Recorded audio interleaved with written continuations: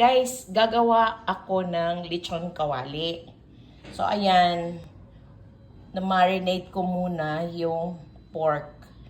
Yan, gagawa ako lechon kawali. Yan. Ano yan? Na-marinate ko lang sa asin at saka black pepper at saka bawang. Yan lang.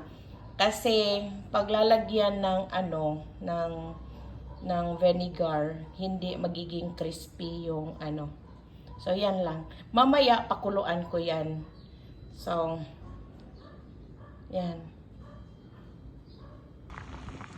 Guys, pinakuluan ko na yung gagawin naming ang tawag nito ay yung lechon kawali. Ayan na guys, pinakuluan ko na. Guys, pag gusto talaga natin kumain ng masarap, paghirapan talaga natin. Ayan, kanina nag-marinate ako, tapos pinakuluan ko, tapos ngayon, papadry ko na naman. Guys, pag gusto talaga natin kumain ng masarap, struggle talaga. Ayan. Pakinggan ninyo yung mantika na nag-ano dyan. Ayan.